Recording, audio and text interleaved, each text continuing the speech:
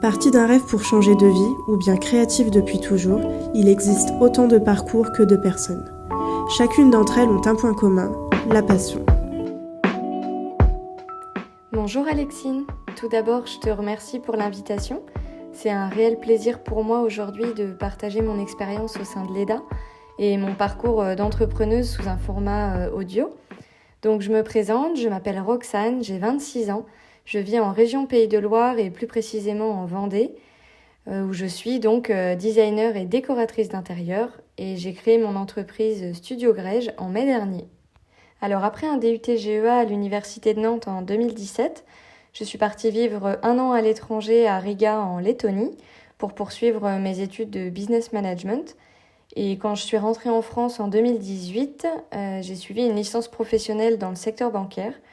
Et en fait, c'est à la fin de cette licence que j'ai réalisé que j'étais pas du tout épanouie dans ce domaine et je ressentais vraiment le besoin d'exprimer ma créativité. Finalement, avec le recul, je me suis rendu compte que j'avais toujours eu une sensibilité pour l'architecture, le design et même l'art de manière générale, avec le réflexe d'observer en détail l'environnement qui m'entoure. J'ai donc choisi d'entamer une reconversion professionnelle en école d'art fin 2019. Et j'ai choisi l'EDA parce que je cherchais une formation qui me permettrait de concilier un emploi tout en ayant la possibilité d'avancer à mon rythme sur mes études. J'ai suivi 2 formations, celle en décoration d'intérieur et celle en design, où j'ai pu développer des compétences artistiques et créatives, notamment en graphisme. Mais là où j'ai eu le sentiment d'avoir vraiment progressé, c'est en dessin, avec les croquis en perspective à la main. J'avais jamais dessiné avant l'EDA, donc en m'entraînant régulièrement et en persévérant, j'ai vu une belle évolution entre les premiers et les derniers croquis réalisés. Je pensais vraiment qu'il fallait savoir dessiner avant de s'inscrire à l'EDA, mais finalement tout s'apprend et la pratique est le maître mot de la réussite. J'ai également eu l'occasion de travailler sur des projets professionnels avec des contraintes techniques assez proches de la réalité. Je trouve que c'est plutôt formateur pour réaliser des dossiers complets, aussi bien techniques que visuels, de A à Z. Ce qui est chouette aussi, c'est que l'EDA, même si c'est une école à distance, j'ai pu faire de belles rencontres, notamment Amélie, coucou si tu m'entends, que j'ai rencontrée à l'occasion du salon Maisons et Objets en 2022, sur invitation de l'EDA. Donc aujourd'hui, c'est une consoeur, mais aussi une très bonne amie, avec qui j'échange régulièrement.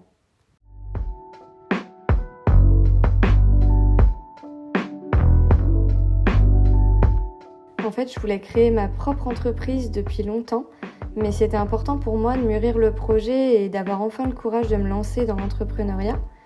J'ai donc créé l'agence de décoration d'intérieur Studio Grège en mai 2023, après avoir effectué donc une formation qui s'appelle 5 jours pour entreprendre à la Chambre de commerce et d'industrie. C'était l'occasion d'aborder différents aspects de la création d'entreprise, notamment sur le plan juridique, comptable et marketing par exemple. Voilà, c'était primordial pour moi d'avoir le maximum d'informations avant de me lancer. Et j'ai la chance aujourd'hui d'être accompagnée pendant 18 mois pour le développement de mon entreprise dans le cadre du parcours entrepreneur de la CCI.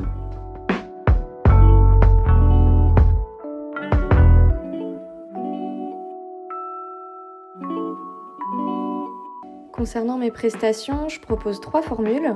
Du simple conseil déco à un service de décoration d'intérieur avec un accompagnement personnalisé jusqu'à une prestation d'architecture d'intérieur sur mesure. Voilà, il est tout à fait possible de moduler ces formules afin de s'adapter aux besoins et au budget des clients. Je souhaite vraiment créer des espaces pratiques, fonctionnels et élégants dans une démarche plus raisonnable et plus responsable. En fait, mon but, c'est de trouver un équilibre entre l'existant et le nouveau, de façon durable. Voilà, je pense qu'aujourd'hui, on a aussi un rôle à jouer dans la transition écologique et c'est important de transmettre notre expertise et nos conseils pour accompagner au mieux les clients dans cette démarche. Ce que j'aime beaucoup en tant que décoratrice d'intérieur, c'est justement cette polyvalence qui mélange des compétences aussi bien techniques que créatives, mais aussi relationnelles sur des projets vraiment différents. Pour moi, c'est un vrai travail d'équipe avec le maître d'œuvre, le maître d'ouvrage et les artisans, où finalement l'objectif commun, c'est de tout mettre en œuvre pour répondre au mieux au cahier des charges, en trouvant des solutions adaptées aux besoins et au mode de vie des clients.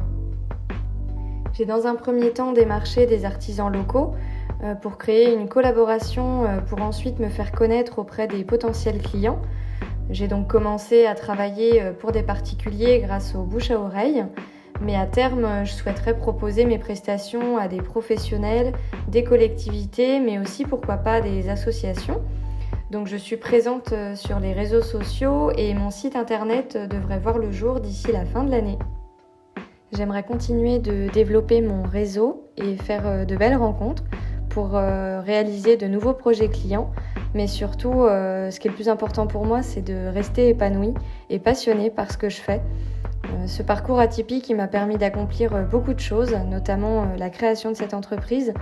Donc je suis fière d'en être arrivée là aujourd'hui. Merci pour votre écoute. Je serais ravie de pouvoir échanger avec vous si vous le souhaitez. En tout cas, n'hésitez pas à me contacter sur les réseaux sociaux.